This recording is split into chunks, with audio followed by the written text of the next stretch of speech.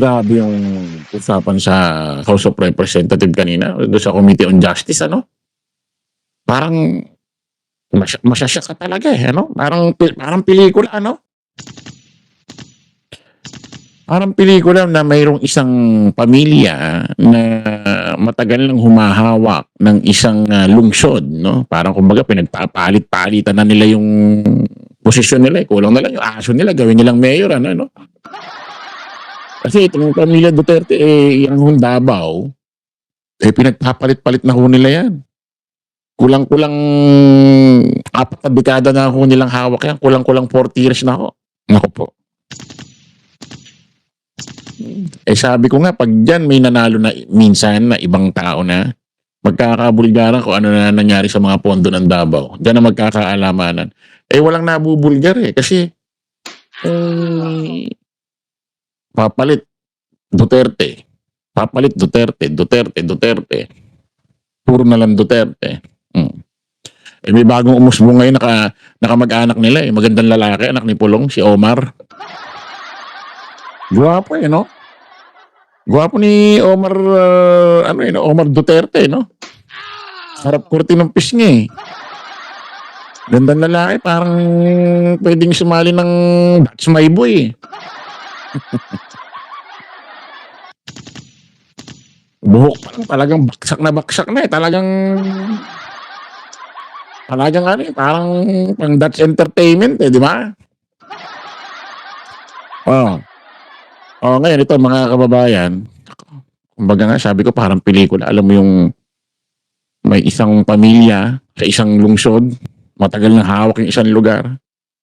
Tapos eh, lagi nilang pinakikita eh, makabayan, makapilipino daw. Tapos eh, kumakain kung saan karinderya, nagpapaa. Ha? Kumakain sa karinderya gamit ang paa para masabing makapilipino lang. Tapos eh, di ba si Digong? Si Digong talagang daming nauto, ano? Matindi rin talaga sales talk, no? Isipin mo si Digong, presidente yan. Putik, may darating na Prime Minister sa Pilipinas. May darating na presidente rito sa Pilipinas. Sasalubungin doon ngayon sa Airport Terminal 1. Pag nalatag ng carpet, bababa yung Prime Minister o presidente ng isang bansa. Habang naglalakad si Digong, kasama niya yung mga PSD niya, mga bodyguard niya, mga nakabarong. Pagbaba ng Prime Minister, putik, kinamayan yung isang nakabarong, bodyguard niya. Akala, yun yung presidente. Bakit? Eh, mas desente pa eh. Nakabarong eh. Eh, si Digong eh, nakapulong sira yung botones, tapos eh, bukas yung dibdib. Hindi mo malaman kung anong pinaglalaban, para bang gusto lagi siyang papurihan. Uy, grabe presidente, nakapolo lang, sira botones. Minsan sa sobrang ni Digong, lagi niya lang pinakikita niya na simple siya makatawa. Parang ang OA na, isipin mo presidente ka, sasalubungin mo yung prime minister, presidente, nakapolo ka lang na pambahay. Eh, lumalabas, parang ang bastos mo na. Di ba? Dapat, eh, magpakadesente ka, mag-long sleeve ka man lang, mag-polo ka man lang. Isipin mo, sasalubungin mo yung prime minister, sasalubungin mo yung prime minister, presidente, nakapolong ano ka lang, napakasimple. Hindi ka tuloy pinagkakamalang presidente, kala tuloy, bisor ka ng janitor.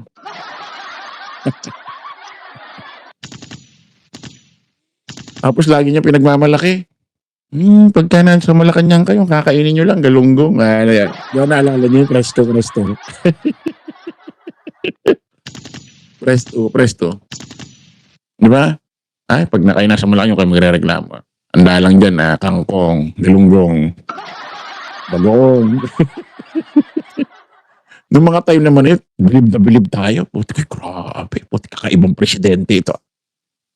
Siguro makapakain lang sa mga bisita. Pag may show na, galunggong, bagong, kangkong. Yun lang talaga pinakikita nila pangharap para mapakita nila lagi na sila'y simpleng tao.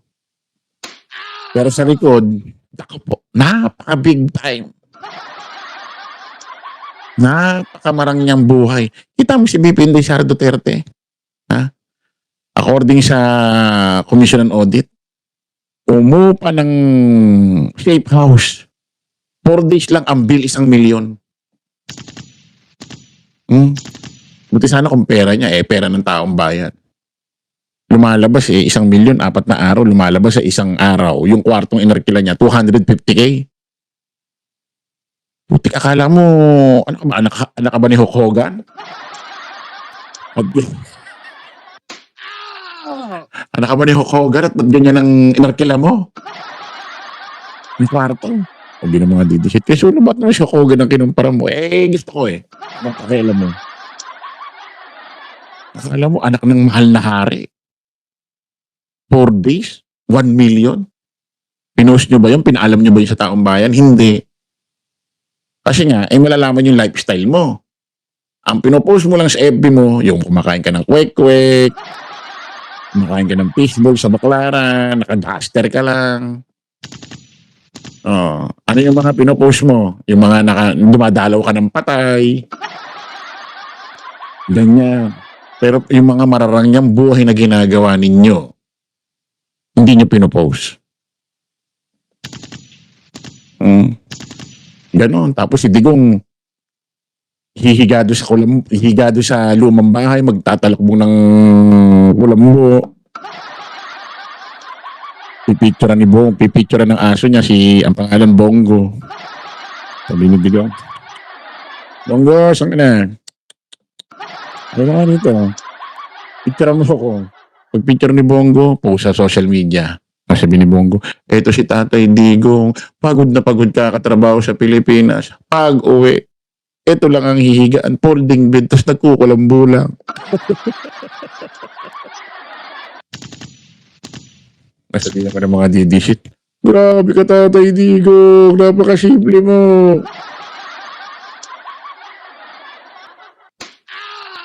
Hindi na picture na. Pag picture na, gaganyan na si Digong. Ano, Bongo? Okay na ba? Okay na, Tatay. Na-post na natin. Tara, punta na tayo sa mansion. Alis na tayo rito. Doon tayo sa totoong bahay natin sa mansion. Ilak mo na to. Pamantay mo kay Inday. Style ninyo.